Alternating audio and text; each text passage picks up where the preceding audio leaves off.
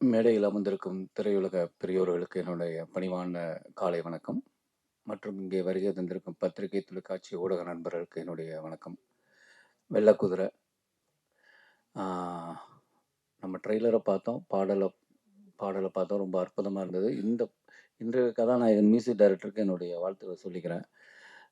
வெள்ளைக்குதிரையை தாண்டி இந்த படத்துடைய கதாநாயகனும் தயாரிப்பாளருமான ஓரிக்கும் எனக்குமான பழக்கத்தை சொல்லலாம்னு நினைக்கிறேன். ஏன்னா இந்த படம் பார்ப்பதை விட இந்த படம் எடுத்த விதத்தை பற்றி பேசுவதே ரொம்ப சுவாரஸ்யமான விஷயம். ஏன்னா நான் சரண் இயக்குனர் சரண் என்கிட்ட இதை சொல்லும்போது எனக்கு மைனா ஞாபகம் வந்தது. மைனா படத்தில் எவ்வளவு அனுபவம் கிடைச்சது, அந்த ஷூட்டிங் எடுக்கும்போது கிடைத்த அனுபவங்கள் ரொம்ப ஆழப்பிரியுது. நான் இன்னைக்கு எவ்வளவோ படங்கள் பண்ணாலும் எனக்கு அந்த படத்துடைய அனுபவம் ரொம்ப அது மனசுக்குள்ளே நிற்கிற ஒரு விஷயம். அது மாதிரி இந்த படத்திற்கு எடுக்கப்பட்ட விதங்கள், இவங்க பட்ட சிரமங்கள் கேட்க கேட்க ரொம்ப அதையும் தாண்டி எனக்கு பெருசா இருந்தது. ரொம்ப ஆச்சரியமா இருந்தது. ஓரி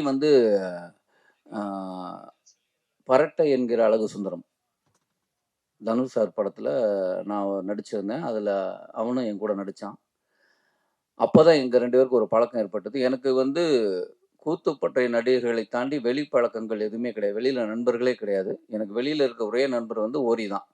அப்போ ஓரி என்னை கூத்துப்பட்டறையிலே காலையிலேருந்து இரவு முழுக்க அங்கேயே இருக்கும்போது வெளியில போற தொடர்புங்கிறது ஓரி தான். ஓரி வீட்டுக்கு போவான். அப்போ அவன் பேச்சுலர். ஆனா அவன் அவன் ஒரு நண்பன் தாண்டி அவன் ஒரு வாத்தியார். அவன் வீட்டுக்கு முதல்ல ஃபர்ஸ்ட் போகும்போது தெரிஞ்சது, வீடு அவ்வளவு கிளீனா இருக்கும். இப்போ நம்ம ஒரு மால்ல போய் பெட்ரூம்க்கு நம்ம பெட்ஷீட்டு, தலானிலாம் வாங்கினோம்னா அது ஒரு கிளீனா ஒரு பெட்ல ரொம்ப கிளீனா டவல்கள்லாம் வச்சிருப்போம். அயன் பண்ணி நீட்டா வச்சிருப்பாங்க. அது மாதிரி தான் அவன் வீட்டில் அவன் பெட்ரூமே அவ்வளவு கிளீனா இருக்கும். ஏதாவது கசங்கிட்டா உடனே எந்திரிச்சு அதை மறுபடியும் நீட் பண்ணுவான். எனக்கு அது அவன் வீட்டுக்குள்ள போனாலே பயம் வந்துடும் ஒரு கட்டத்துல. அதான் ஃப்ரூட்ஸ் இப்போ தர்பூசணி கட் பண்ணி கொடுப்பான். வந்தோடனே மாமா சாப்பிட்றா அப்படின்னு கட் பண்ணி கொடுப்பான். நம்ம என்ன பண்ணுவோம், அந்த விதையை எடுத்து வச்சுட்டு அந்த தர்பூசணி பழத்தை சாப்பிடுவோம். அவன் ஒன்று கிளாஸ் எடுப்பான். இந்த விதையில எவ்வளவு இது இருக்கு தெரியுமா, நீ விதையை சாப்பிடணும், இதை தொழுங்கக்கூடாது. இப்போ எனக்கு அடுத்த உடனே ஃபோக்கஸ் மாம்பழம் இருக்கும். இப்போ மாம்பழத்தையும் கொட்டையை சாப்பிட சொல்லுவானோ அப்படிங்கிற மாதிரி தான் இருக்கும். அவ்வளவு கிளீன். அதே மாதிரி வீட்டில் ஏசி இருக்கும், ஃபேன் இருக்கும். ஆனால் ஃபேன் போட மாட்டான், ஏசி போட மாட்டான். இயற்கையோட ஒன்றி வாழணும். அந்த இயற்கைக்குள்ளே தான் நம்ம இருக்கணுமா. இவன் வீட்டுக்குள்ளே போகிறது ஆவலாகவும் இருக்கும், அதே நேரம் ஒரு பயமாகவும் இருக்கும். அப்படி பார்த்த ஒரு நண்பன். அதுக்கப்புறம் அவன் கல்யாணத்துக்கு நான் போயிருந்தேன். 3 பிள்ளைகள். நான் கை குழந்தையா பார்த்த பொண்ணு இன்னைக்கு மேடையில் பேசும்போது ரொம்ப ஆச்சரியமா இருக்கு. அதுக்கு இடையில அந்த கை குழந்தையா இருக்குல்ல, சரி ஒய்ஃப் வந்தப்புறம் இவன் மாத்திட்டானா அல்ல அவங்க இவங்களை மாத்திட்டாங்களான்னு பார்க்கணும்னு ஒரு தடவை நான் போயிருந்தேன். குழந்தை பிறந்த போது அவன் வீட்டுக்கு போயிருந்தேன். அது அதே கிளீன்ல இருக்கு. அவங்களும் பேசும்போதே ரொம்ப கிளீனா நின்று அவங்க பேசுற விதங்கள். அவங்க ஆக்சுவலி வீட்டுக்குள்ள வந்த செருப்பு, நம்ம வெளியில செருப்பு கழட்டிட்டு உள்ள வந்தோம்னா, மாமா ஒரு நிமிஷம் நேரம் பாத்ரூம் போ, காலை கழுவிட்டு வா, அதுக்கு ஒரு டவல் எடுத்து தொடச்சி அப்படித்தான் உள்ள கூப்பிடுவான். அந்த மாதிரி ஒரு ரொம்ப சுத்தமான ஆளு. அவன் பேசுறது எல்லாத்தையும் கேட்பான். அவன் இப்போ வரையும் நான் கிட்டத்தட்ட எனக்கு ஒரு 25 வருஷமான நண்பன். இப்போ ஃபோன் பண்ணாலும், இப்போ இதுக்கு முந்தானத்தை ஃபோன் பண்ணுறான். அப்புறம் என்ன கண்ணு நல்லா இருக்கியா, தங்கச்சி எப்படி இருக்கு, பாப்பா எப்படி இருக்கா, அப்புறம் வேற அப்படின்னு. என்ன கண்ணு, வாழ்க்கையில் சம்பாதிக்கிறோட குழந்தைகளை நிறைய நம்மளோட விஷயமே குழந்தைகளை பெற்றுக்கிறது தான் அப்படின்னு ஒரு கிளாஸ் எடுக்க ஆரம்பிச்சிருவான். அவனுக்கு எப்போ பேசினாலும் யார்கிட்ட வேணாலும் பேசினாலும் அவர் டீச்சராகவே இருப்பார். அப்படிப்பட்ட நண்பன். எனக்கு அவனுக்குமான ஒரு ரொம்ப முக்கியமான விஷயம் என்னன்னு கேட்டிங்கன்னா, இன்னைக்கு இப்போ நான் ஷூட், இப்போ நான் அதை விட்டுட்டு டைரக்டர்கிட்ட ஒரு 2 மணி நேரம் பர்மிஷன் கேட்டு வந்ததுக்கு ஒரே காரணம் என்னன்னா, நான் அவன் வீட்டுக்குள்ள போய் தான் ஹீரோவானேன். ஏன்னா அவனை நான் சந்திக்கிறதுக்காக அவனுடைய வீட்டுக்கு நான் போனேன். அங்க பக்கத்துல ஒரு ஆஃபீஸ், சினிமா ஆஃபீஸ்.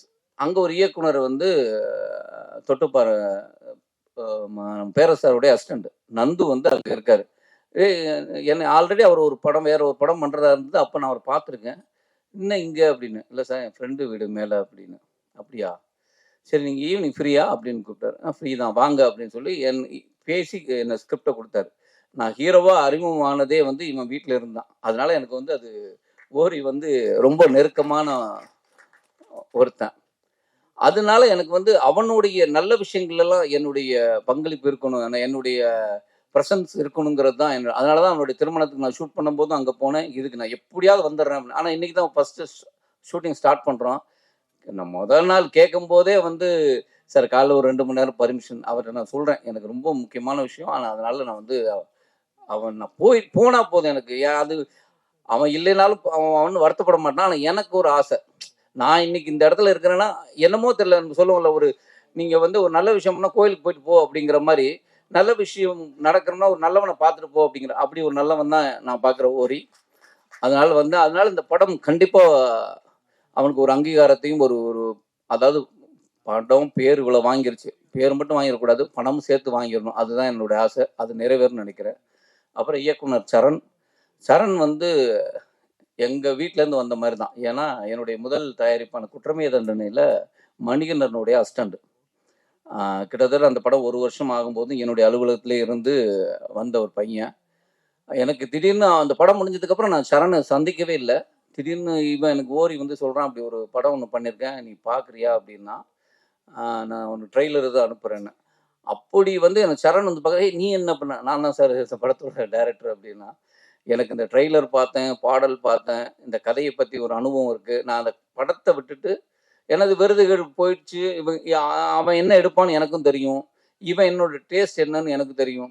அதை தாண்டி இந்த படமாக்கப்பட்ட விதத்திற்கு அங்கே பட்ட சிரமங்கள், இவங்க அது எனக்கு சொல்ல எனக்கு ரொம்ப ஆச்சரியமாக இருக்குது. ஏன்னா நாங்கள் ஆக்சுவலாக பிரபுசாலம் சார் வந்து படம் முதல்ல பண்ணும்போது நம்ம இப்படி போகலாம் அப்படி போகலாம் சில ஐடியா கிடைக்கும், நம்ம பயம் வந்துடும். ஐயோ எதுவுமே இல்லாமல் நம்ம எப்படி, ஏன்னா முதல்ல எனக்கு மைனாக போகும்போது இங்கே தான் தங்க போகிறோன்னு பார்த்தா ஒரு பாலடைஞ்ச ஹோட்டல், அது ஒன்றுமே இல்லை. அதை வந்து இது நம்ம ஒரு வெட்டு போட்டுக்கலாம், இங்கே தங்கிக்கலாம்.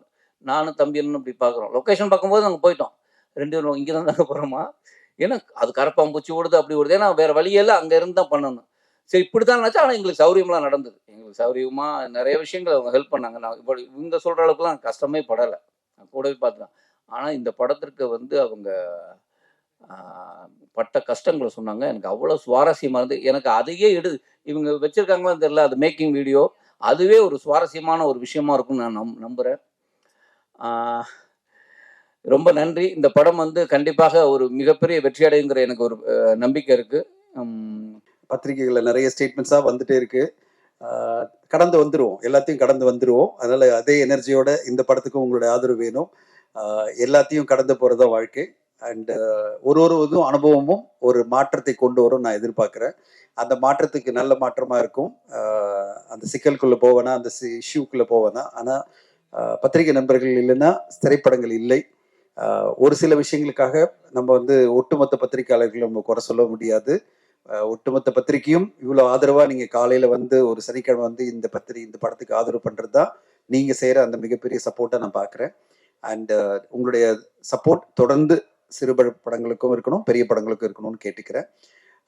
இந்த நேரத்தில் ஹரிஷ் ஓரியை பற்றி பேசணும். ஹரிஷ் ஓரியை பற்றி எல்லாரும் பேசினாங்க. நாங்கள் ஆக்டிவ் ப்ரொடியூசர் அசோசியேஷன் ஆரம்பிக்கும் போது முதல்ல வந்து சேர்ந்த ஒரு மெம்பர் தான் ஓரி அவர்கள். அது பிறகு பார்த்தீங்கன்னா ஒவ்வொரு ஈவெண்ட்லையும் ஃபர்ஸ்ட் அண்ணா வாழ்க்கைனா வரனா இருக்கனா அப்படின்னு சொல்லிட்டு ஒரு எனர்ஜி, அந்த எனர்ஜி பார்க்கும்போதே எனக்கு ரொம்ப சந்தோஷமா இருக்கும். அவருடைய அந்த ஒரு முயற்சி எனர்ஜி, எங்களுடைய எல்லா ஈவெண்ட்லையும் ஃபர்ஸ்ட் அவர் வந்து உட்கார்ந்துருப்பாரு.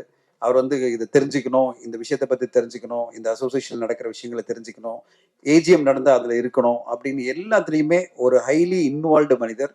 இப்போ நீங்கள் பார்த்தீங்களா அந்த எனர்ஜியோட தான் அவர் வந்து சாஷ்டாங்கமாக வந்து எல்லார்ட்டையும் வந்து வணக்கம் சொல்கிறதும் இந்த படத்தில் அவர் கொடுத்துருக்கிற உயிரோட்டமான ஒரு நடிப்பும். நான் இந்த படத்தை ஒரு 1 இயர் முன்னாடியே பார்த்துட்டேன். நான் பார்த்த பிறகு நான் அப்புறம் கொஞ்சம் சில கருத்துக்கள்லாம் சொல்லியிருந்தேன். அதுக்கு பிறகு நிறைய அதில் சேஞ்சஸ் எல்லாம் பண்ணி அப்புறம் ஒரு ஃபைனல் படைப்பாக அவர் கொண்டு வந்திருக்காரு. சரண்ராஜ் அவர்களுக்கு வாழ்த்துக்கள். மிகப்பெரிய முயற்சி. ஏன்னா இவ்வளோ பெரிய மலையில போய் உட்கார்ந்து நீங்கள் பண்ணதெல்லாம் பெரிய விஷயம். அண்ட் அபிராமி அவர்கள் பல மொழிகளை சார்ந்த ஒரு லேடி ஹீரோயின், தமிழ் நல்லா பேசுறது. வாழ்த்துக்கள்மா, வாழ்த்துக்கள். அண்ட் பரத், உங்களுடைய பின்னணியை கேட்டப்பே ரொம்ப சந்தோஷமா இருந்தது. இவ்வளோ பெரிய பாரம்பரியத்தோட வந்திருக்கீங்க நீங்கள். உங்களுடைய மியூசிக்கும் இந்த படத்துக்கு ரொம்ப உயிரோட்டமா இருக்கு. படம் பார்த்ததோட சொல்றேன், தமிழ் சினிமாவுடைய மிகப்பெரிய சோதனையான காலம் பார்த்தீங்கன்னா இந்த வருஷம். இப்போ உங்களுக்கு நான் சொல்றேன், உங்களுக்கு மேகசின்லாம் வந்திருக்குன்னு நினைக்கிறேன். நாங்கள் ஆக்டிவ் ப்ரொடியூசர் எவ்ரி மந்த் கொடுக்குறோம். 10 மாதங்கள்ல 231 திரைப்படங்கள், அதாவது ஆவரேஜா 23 திரைப்படங்கள். எப்படி சமாளிக்கிறது? இப்போ இந்த வருஷம் முடியும் போது 275 திரைப்படங்கள் வெளியாகுது. 275 திரைப்படங்கள்னா ஆல்மோஸ்ட் நம்ம வந்து என்ன சொல்றோம்னா 365 நாள் தான் இருக்கு. 275 திரைப்படங்கள்லாம் எப்படி ஊடக நண்பர்களே பார்க்க முடியாதுன்னா ஆடியன்ஸ் எப்படி பார்க்க போறாங்க? நேத்து வெள்ளிக்கிழமை வெளியான படங்கள் பேர் நான் படிக்கிறேன். ஆரோமலை, ஆரோமலை, அதர்ஸ், வட்டக்கானல், கிறிஸ்டினா கதிர்வேலன், அனல் மழை, வீர தமிழச்சி, பரிசு, நேயமுறு, பகல் கனவு அப்படின்னு 9 திரைப்படங்கள். இந்த 9 திரைப்படங்கள்ல நான் சொல்ல இதுல வந்து நாயகன் ரீ ரிலீஸு, வேட்டையாடு விளையாடு ரீ ரிலீஸு அப்படின்னு ரிலீஸ்லாம் விட்டுருவோம். அப்புறம் 13 படம். இப்படி சினிமா வந்து என்னமோ நம்ம ஒரு கலையா பார்க்காம ஒரு வியாபாரமா இஷ்டத்துக்கு படங்களை ரிலீஸ் பண்ணும்போது நல்ல திரைப்படங்களும் காணாம போகுது. இது வந்து நான் மீண்டும் மீண்டும் வந்து பல மேடைகள் நான் சொல்லிட்டு இருக்கேன். இந்த மாதிரி தயாரிப்பாளர்கள் வந்து தினத்தந்தியில ஃப்ரீயா விளம்பரம் கொடுக்குறாங்க. ஏதோ ஒரு சின்ன படம் எடுத்துட்டோம், அதை வந்து நானே நடிச்சிட்டேன், அந்த படத்தை எப்படியாவது வெளியில கொண்டு வந்தணும்னு சொல்லிட்டு ஒரு ஆடு கொடுத்துட்டு, இப்போ என்ன ஆகுதுன்னா தினத்தந்தி பேப்பரை பார்க்கும்போதே நம்மளுக்கு இந்த படங்களை பார்க்கணுன்ற ஒரு எண்ணமே உருவாகாம பல விளம்பரங்கள் வந்துட்டு இருக்கு. இதுல நல்ல திரைப்படங்களும் காணாம போயிடுது. இந்த பிரச்சனைக்கு என்னன்னா எல்லா ஊர்களையும் வந்து படங்கள் எடுக்க ஆரம்பிச்சிட்டாங்க. ஒரு 50 லட்சத்துல டிஜிட்டல்ல இன்னைக்கு படம் எடுத்துடலாம், பெப்சியே இல்லாம படம் எடுத்துடலாம், அப்படி ஒரு மனநிலை வந்துடுச்சு. பெப்சியே தேவை கிடையாது. பெப்சி அட்லீஸ்ட் கண்ட்ரோல் இருந்தா அவங்களுடைய கிராஃப்ட்மேன் வரும்போது ஒரு குவாலிட்டியான திரைப்படங்கள் வரும். ஆனா அவங்க கிராஃப்ட்மேனே இல்லாம அந்தந்த ஊர்ல ஏதோ ஒரு கேமரா ஹையர் பண்ணி ஒரு படத்தை எடுத்துட்டு அந்த படத்தையும் நான் வந்து தினத்தந்தியில விளம்பரம் ஃப்ரீயா கிடைக்குதுன்னு நம்ம படத்தை போடும்போது நான் அவங்களுக்கு குறை சொல்லல. அவங்களுடைய எந்தூசியாசம் வெல்கம். குறைந்தபட்ச தரமா அந்தந்த திரைப்படங்கள் பேசப்படுற படமா இருக்கும்போது திரைப்படங்கள் மேல மரியாதை அதிகரிக்கும். அப்படி இல்லாம நான் எனக்கு இது ஏதோ ஒரு எனக்கு தெரிஞ்ச ஒரு கலையை வச்சு நான் ஒரு படத்தை எடுத்துட்டு அதை விளம்பரமும் பண்ணிட்டேன், போஸ்டர் ஒட்டிட்டேன். இது பிறகு வந்து பார்த்தா பாரு பார்க்காம போனோம்னா ஃபர்ஸ்ட் பத்திரிகையாளர் மத்தியில ஒரு அவர்ஷன் வந்துடுது, இந்த படங்கள்லாம் யார் வந்து பிரஸ் மீட் ஷோல பார்ப்பாங்கன்னு. அடுத்ததா ஆடியன்ஸ் மத்தியில அதை விட அதிகமா வந்துடுது. இதுல நல்ல திரைப்படங்களும் காணாம போயிடுது. நல்லதா ஒரு திரைப்படம் வரும், ஒரு 4 படம் வந்ததுன்னா வாரத்துல அட்லீஸ்ட் அந்த 4 திரைப்படங்கள் மேல உங்களுக்கு அட்டென்ஷன் இருக்கும். நீங்களும் அதுக்கு ரிவ்யூ பண்ண முடியும். நீங்களும் அதை சரியான முறையில கொண்டு போய் மக்கள் கிட்ட செலுத்த முடியும், அதாவது சேர்க்க முடியும். அதை ஆடியன்ஸை வந்து ஓரளவு இந்த வாரம் 4 படத்துல இந்த படம் நல்லா இருக்கா, 2 படம் நல்லா இருக்கா, நான் போய் பார்க்கலாம்னு நினைக்க முடியும். அப்படி ஒரு நல்ல படமா ஹரீஸ்வரி வந்து இந்த படத்தை வெள்ளைக்குதிரை எடுத்திருக்காரு. ஏன்னா வரும்போது அவருக்கே தெரியாது, திடீர்னு பாத்தீங்கன்னா முதல்ல ஆரம்பிக்கும் போது 3 படம் தான் இருக்கும் வாரத்துல. அடுத்த வாரம் அவர் போடும்போது ரிலீஸ் டேட் திடீர்னு பாத்தீங்கன்னா அந்த ஃப்ரைடே பாத்தீங்கன்னா 9 படம் இருக்கும். இதுதான் தமிழ் சினிமாவுடைய மிகப்பெரிய ஒரு சாபக்கேடை நான் பார்க்குறேன். இன்னைக்கு தமிழ் சினிமா மிகப்பெரிய சோதனைகளை சந்திச்சுட்டு இருக்கு சிறு பட்ஜெட் படங்களுக்கு. அதுக்கு ஒரு முக்கியமான காரணமே எல்லோருமே அங்கங்க ஊர்ல இருந்துட்டு சிறு சிறு படங்களை எடுத்துட்டு அந்த படங்களையும் விளம்பரம் மாதிரி ஃப்ரீயா காசு செலவு பண்ணாம விளம்பரம் பண்ணிட்டு நல்ல படங்களையும் அவங்க வந்து யாருமே கவனிக்க முடியாம பண்ணிடுறாங்க. இதை தவிர்க்கணும்னா அசோசியேஷன்லாம் தடுக்க முடியாது, ஏன்னா அது ஒரு தனி மனித சுதந்திரம். யாருமே யாரையும் தடுக்க முடியாது. அவங்கவுங்க படம் எடுக்கிறாங்க, அவங்க காசு போட்டு எடுக்கிறாங்க, அவங்க வந்து படத்தை வெளியிட முடியும். ஆனா அவங்களுக்குள்ள ஒரு சுழை ஒழுக்கத்தோட நல்ல திரைப்படமா கொண்டு வந்தீங்கன்னா கண்டிப்பா வெல்கம். ஒரு நல்ல குவாலிட்டியான படம், ஒரு வெள்ளை குதிரை மாதிரி ஒரு இப்போ வந்து ஜேபி சார் சொல்லியிருந்தார், அவருடைய படம் உலகமே மாதிரி ஒரு உலகத்தரமான ஒரு படமா நீங்க கொண்டு வந்தீங்கன்னா அந்த திரைப்படத்தை நீங்க கண்டிப்பா 50 லட்சத்தை எடுங்க, 1 கோடி எடுங்க, பிரச்சனை இல்லை. ஆனா உலகத்தரத்துல ஒரு படத்தை நீங்க கொண்டு வரீங்கன்னா அதுக்கான அட்டென்ஷனை கொடுக்கறதுக்கு நீங்களும் ஸ்பேஸ் கொடுங்க. நீங்க ஏதோ ஒரு படத்தை எடுத்துட்டு டம்ப் பண்ணிட்டு எல்லாரும் மக்களும் வந்து இக்னோர் பண்ற மாதிரி படங்களை கொண்டு வரக்கூடாதுன்றதான் என்னுடைய தாழ்மையான வேண்டுகோள். பல பேருக்கு வந்து அந்த பேஷனுக்காக சினிமா எடுக்கிறாங்க, அவங்க இன்னும் கொஞ்சம் குவாலிட்டியில கவனம் செலுத்தி ஆடியன்ஸை மொத்தமா திரையரங்கு வரவிடாம பண்ணாதீங்க. ஆடியன்ஸ் வர தயாரா தான் இருக்காங்க. நான் பல சிறு பட்ஜெட் படங்கள் இப்ப சமீபத்துல பாத்தீங்கன்னா ஒரு படம் வந்து சின்ன பட்ஜெட் படம் தான், எல்லாருமே பார்த்து எல்லாருமே அப்ரிஷியேட் பண்ணீங்க, ஊடகங்கள்லாம் அப்ரிஷியேட் பண்ணீங்க, ஆண் பாவம் பொல்லாததுன்னு வரிங்க ரீதியிலும் நல்ல ஒரு ரெஸ்பான்ஸ் வந்துட்டு இருக்கு. இந்த வாரம் வந்த படங்களை 9 படம் வந்தாலும் ஆரோமலே அப்படின்ற படத்துக்கு நல்ல ஒரு ரெஸ்பான்ஸ் தேரியில் வந்துட்டு இருக்குன்னா அப்போ சிறு பட்ஜெட் படமா இருந்தாலும் மக்கள் திரையரங்கு வர ரெடியா இருக்காங்க. ப்ரொவைடட் டூ மெனி ஃபிலிம்ஸ் வராமல் இருந்தா போறோம், அவங்க அட்டென்ஷன் இருக்கிற மாதிரி ஒரு படம் வந்தா போறோம், கண்டிப்பா மக்கள் திரையரங்கு வராங்க. அதனால குறைந்த படங்கள் வந்து வாரம் 4 படங்கள் இல்லை, மேக்சிமம் போனா ஒரு 5 படங்கள் மேல வராம ஊடகங்களும் படத்தை பார்த்து மக்களும் படத்தை பார்த்து கொண்டாடணும். அப்படி ஒரு நல்ல படமா இந்த படம் வெள்ளை குதிரை கண்டிப்பா உங்களுக்கு பிடிக்கும் நான் எதிர்பார்க்கிறேன். பார்த்து குகன் சாரோட உட்காந்து ஒரு 4 படம் வர வாரத்துல வாங்க, அட்லீஸ்ட் உங்க படத்தையும் மக்கள் கவனிப்பாங்க. அது எப்படி நடக்கும் தெரியாது, ஏன்னா நம்மளுக்கு கண்ட்ரோல் இல்லை அது. ஆனா அப்படி வந்ததுன்னா கண்டிப்பா நல்லா இருக்கும். அண்ட் இந்த நேரத்துல இந்த மாதிரி விழாக்கெல்லாம் வந்து இவ்வளவு பெரிய ஜாம்பான்களா வந்திருக்காங்கன்னா அதுக்கு ஒரே காரணம் ஓரி தான். ஓரி எந்த அளவு ஃபாலோ பண்ணுவாரு, எந்த அளவு அன்பை காட்டுவாருன்னா அது எல்லோருமே எந்த வேலை இருந்தாலும் அதை விட்டுட்டு வரணும். ஏன்னா ஓரியினுடைய அன்பு அந்த மாதிரி, அந்த அளவு அன்பா பண்பா அந்த ஒரு ரெஸ்பெக்டோட நீங்க வந்தே ஆகணுன்றது வந்து நம்மளை வந்து கம்பல்சரி பண்ணி வர வச்சிருவாரு. அப்படிப்பட்ட ஒரு நல்ல மனிதர். அவருக்காக தான் எல்லாருமே இங்க வந்திருக்கோம். அந்த நல்ல மனிதருக்கு இந்த படம் ஒரு மாபெரும் வெற்றி படமா அமைஞ்சு, அவரு செலவு பண்ணி, அவருடைய சொந்த காசுல இவ்ளோ கஷ்டப்பட்டு நடிச்சு, இந்த படத்துக்காக ஒரு மிகப்பெரிய உழைப்பு குடுத்திருக்காரு. நடிகரா மிகப்பெரிய உழைப்பு குடுத்திருக்காரு. டைரக்டர் என்னென்ன கேட்டாரோ அதெல்லாம் பண்ணியிருக்காரு.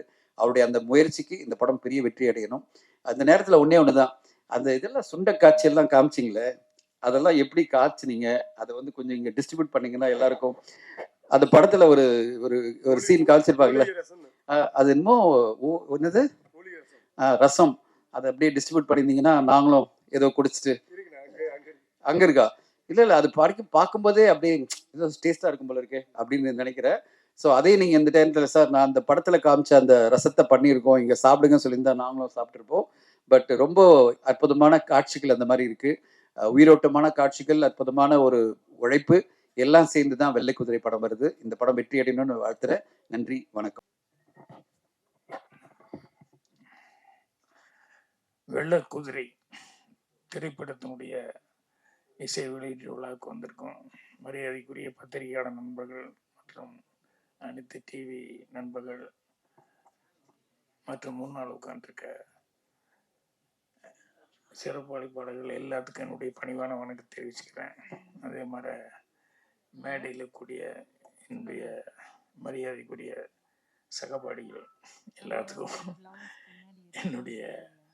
அவங்களுக்கு என்னுடைய வணக்கத்தை தெரிவிச்சுக்கிறேன். இந்த 1970லேருந்து 77க்குள்ள எத்தனை சினிமா கம்பெனி இருக்குமோ அத்தனை சினிமா கம்பெனியும் ஏறி இறங்கி என்எஃப்டிசி மாதிரி அந்த மாதிரி இடங்களுக்கெல்லாம் ஏறி இறங்கி எவ்வளவு கஷ்டப்பட முடியுமோ அவ்வளோவெல்லாம் கஷ்டப்பட்டு தான் அப்புறம் 16 வயதில் சான்ஸ் கிடைச்சி படம் எடுத்தார் டேரக்டர். அதே மாதிரி இந்த கிழக்கு போகும் ரயில் 2வது படம், அதுக்கு மெட்ராஸில் இருக்கிற எத்தனை ஹோட்டல் இருக்குமோ எல்லா ஹோட்டலையும் ரூம் போட்டு எல்லா பக்கம் டிஸ்கஷன்னு சொல்லி போய் ஒவ்வொரு 10 நாள் உட்காந்து சரியாக வரல மறுபடியும் ரூம் மாற்றுவோம் அப்படின்னு சொல்லி அதுக்கப்புறம் எங்கள் டைரக்டர் சுத்தமாக மனசு விட்டார். வேண்டாம் வேறு கதை பண்ணிக்குவோம் அப்படின்னு சொல்லிட்டு நான் இல்லை இது நீங்கள் ஏன் லைக் பண்ணிட்டு வந்தீங்களோ அதெல்லாம் ஜீவனான சீன்கள். ஏன்னா ட்ரெயினில் எழுதி விடுறது, இவன் இங்கிருந்து ட்ரெயினில் எழுதி விடுறது, அதே மாதிரி அவன் கேரக்டர் பாட்டு கட்டுற ஆள், அவன் அந்த பாஞ்சாலி, இந்த கேரக்டருக்கெல்லாம் அவ்வளோ உங்களுக்கு பிடிச்சிருந்தா அந்த கதையை நீ செலக்ட் பண்ணீங்க, அதனால இதை விட்டுற வேண்டாம், எப்படியாவது போராடி செகண்ட் ஹாஃப் அது சரியாக வந்துடும் அப்படின்னு ரொம்ப நம்பிக்கையோடு போராடி அப்புறம் கடைசியில் செகண்ட் ஹாஃப் கரெக்டாக அந்த படம் எல்லாருமே புதுசு. ஆனால் அந்த படம் சில்வர் ஜூப்ளியெல்லாம் தாண்டி பல ஊர்களுக்கு போயிருந்தோம். எதுக்குன்னா இதெல்லாம் நம்ம ஹரிஷ் ஓரி இவருடைய கஷ்டங்கள், அவர் என்னென்னலாம் 13 வருஷமாக இந்த கூத்துப்பட்றையில் மட்டுமே அவர் முயற்சி பண்ணிக்கிட்டு இருந்து நடிக்கிறது ஒன்றுக்காகவே ஊர்லேருந்து என்னென்ன சிரமப்படணுமோ அத்தனை சிரமம் பட்டு இன்னைக்கு இந்த வெள்ளக்குதிரை இந்த படத்து மூலமாக எல்லாத்துக்கும் தெரிய அளவு வந்திருக்கு. அவரை பற்றி நம்ம விதார்த்து பேசும்போது ரொம்ப அழகாக பேசிட்டு இருந்தார். அதில் அட்ரஸும் கொடுத்துட்டு போயிருக்கல, அவருடைய வீட்டு அட்ரஸ் கொடுத்துருந்தா புதுசாக அசிஸ்டன்ட் டைரக்டர் வர்றவங்கெல்லாம் இந்த சான்ஸ் தேடி வர்றவங்க மெல்ல அவருடைய வீட்டுக்கு போய் ஒரு ப்ரெசன்ஸ் போட்டு ஒரு குட் மார்னிங் சொல்லிட்டு போவாங்க, சீக்கிரமே சான்ஸ் கிடைக்கும். ஏன்னா சில பேருக்கு அந்த ராசி உண்டு அந்த மாதிரி. அப்புறம் இன்னொன்று என்னென்னா, இந்த கொஞ்ச நாளைக்கு முன்னால் நம்ம டைரக்டர் வசந்த பாலன், அவர் நார்த் டைரக்டர் தான், குருதத்து.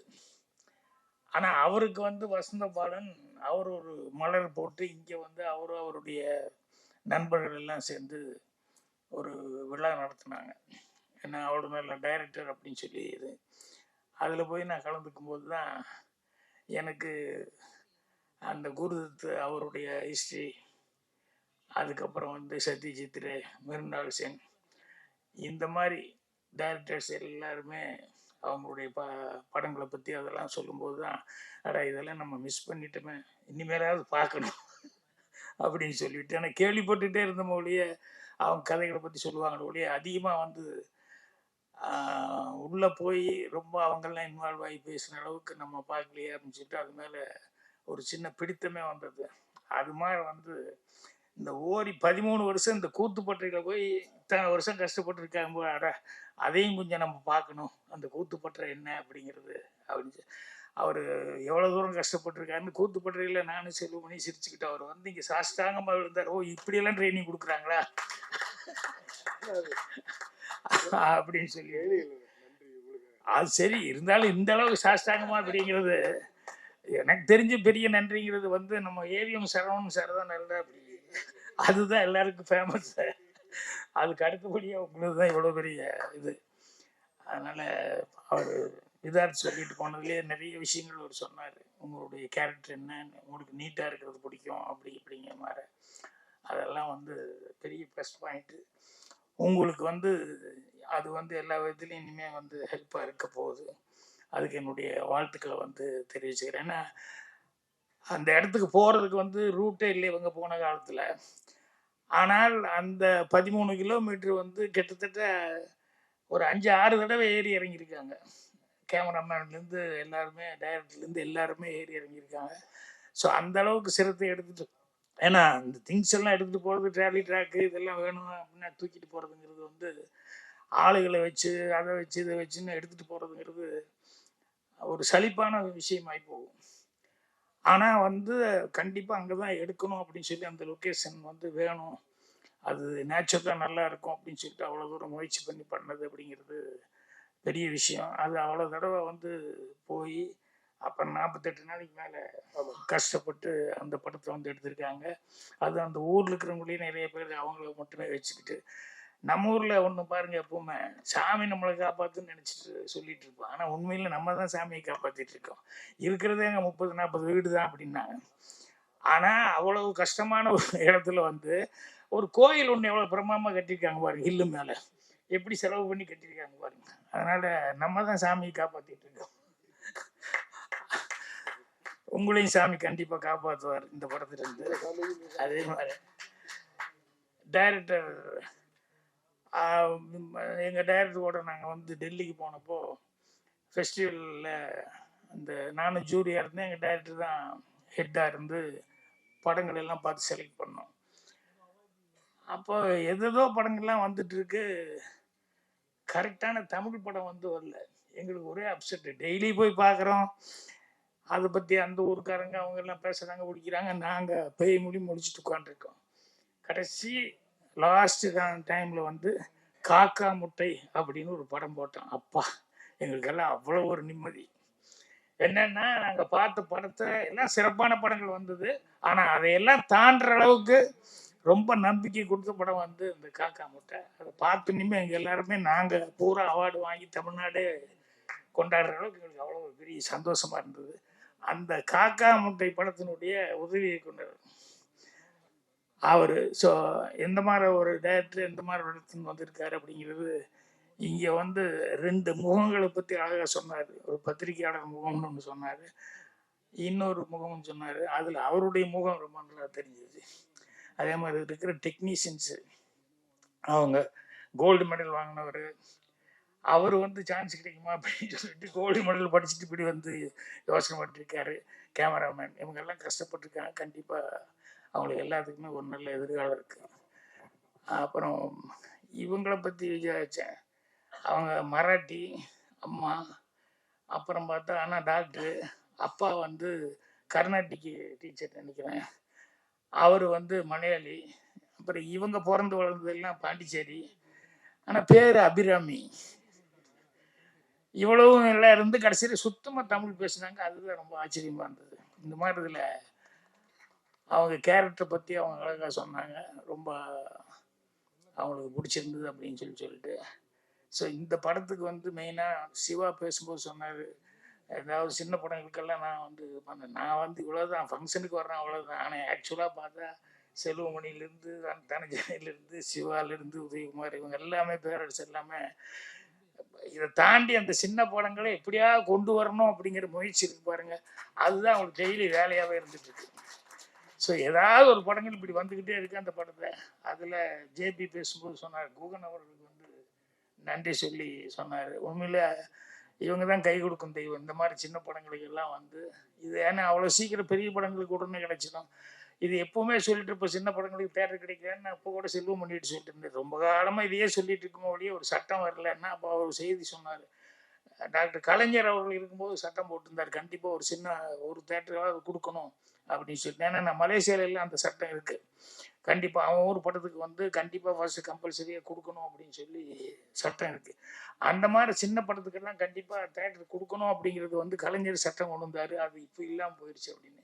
அதனால எப்படியும் இப்போ இன்றைய முதல்வர் அவர் ஸ்டாலின் அவர்களுக்கு வந்து இந்த செய்தி போகும்னு நினைக்கிறேன். அதை முதல்ல திறந்து விடுங்கப்பா அந்த சின்ன படத்தை. ஏன்னா எலெக்ஷன் ஒரு நேரம் உடனே பண்ணிடுவாங்க. இந்த மாதிரி நேரத்துல இதெல்லாம் ஞாபகப்படுத்தணும். ஸோ அவங்களுக்கு இந்த சின்ன படங்களுக்கு எல்லாம் உதவி கொடுத்துட்டு இருக்கிறது ஆக்சுவலாக குகன் மாதிரி இவங்கெல்லாம் தான் வந்து செஞ்சுட்டு இருக்காங்க. ஸோ இந்த மாதிரி இருக்கிறது பத்திரிகையாளர் முதல்ல அவங்க வந்து இந்த மாதிரி சின்ன படங்களுக்கு வந்து அவங்க அவர் சொல்லும்போது இன்னொரு வார்த்தை சொன்னார், கண்டிப்பாக உங்களுடைய ஆதரவு, படம் உங்களுக்கு பிடிச்சிருந்தா ஆதரவு அப்படின்னு தான் கான்ஃபிடன்ட், டைரக்டனுடைய கான்ஃபிடன்ட்டுங்கிறது தான். நானே ஃபர்ஸ்ட் ஷோ முடிஞ்சோடனே வந்து அடுத்து எல்லாரும் ஒரு பார்ட்டி மாதிரி கலந்துக்குவோம். அப்போ படத்தை பற்றி மட்டும் பேச வேண்டாம்னு சொல்லுவேன். என்னன்னா அது அவங்க பார்த்துட்டு என்ன நினைக்கிறாங்களோ அதை பண்ணிட்டு அதை பற்றி நம்ம அங்கே பேசவே கூடாது அப்படின்னு சொல்லிட்டு, நமக்கு வந்து அவங்க என்ன எழுதணும் அப்படிங்கிறது வந்து நம்ம அவங்ககிட்ட போய் எப்படிங்க என்னென்னலாம் கேட்டுக்கூடாது, அது எழுது தானே போகிறாங்க அப்படின்ட்டு. அந்த மாதிரி அந்த டைரக்டர் வந்து அவரை கான்டென்ட்டாக சொல்லி சொன்னார். ஸோ ஓரி அவர்கள் கஷ்டப்பட்டதுக்கும் இந்த டீமுடைய மொத்த கஷ்டத்துக்கும் வந்து கண்டிப்பாக ஒரு நல்ல பலன் இருக்கும். அதனால் மீண்டும் உங்கள் படம் வந்து ஃபங்க்ஷன் பண்ணணும், அந்த ஃபங்க்ஷனில் வந்து கலந்துக்கணும்னு நினைக்கிறேன். தொகுப்பாளனி, பிஆர்ஓ எல்லாருக்கும் என்னுடைய வாழ்த்துக்கள் தெரிவிச்சுக்கிறேன். எங்கள் டைரக்டர் சொன்னேன், அவருக்கு வந்து இன்னைக்கு வெற்றிமாறன் அவர்கள் வந்து ஒரு அது என்னது பட்டறையா கிளாஸ் ரூம், எனக்கு அவன் இங்கிலீஷ் வர மாட்டேங்குது, சாதாரண ஒர்க் ஷாப்பு அது இதுன்னு சொல்லுவாங்க இல்லையா, அந்த மாதிரி ஒரு நல்ல ஒரு விஷயத்த வந்து பண்ணிக்கிட்டு இருக்காரு. ஏற்கனவே அவர் குருநாதர் பாலு மகேந்திர சாருக்கு பண்ணார், இப்போ ஏன் குருநாதருக்கு வந்து பண்ணிக்கிட்டு இருக்காரு. நேற்று அதை ஸ்டார்ட் பண்ணாங்க, நேற்றே நான் போக வேண்டியது இல்லை, நீங்கள் நாளைக்கு வாங்க கைதியின் தேதி படம் போகிறோம் அப்படின்னு சொல்லி சொன்னதுனால இப்போ அதில் போய் கலந்துக்கிறதுனால தான் நான் கொஞ்சம் நடுவுலேயே பேச வந்துட்டேன். மற்றபடி எல்லாத்துக்கும் என்னுடைய மனமார்ந்த நன்றியும் வாழ்த்துக்களையும் மீண்டும்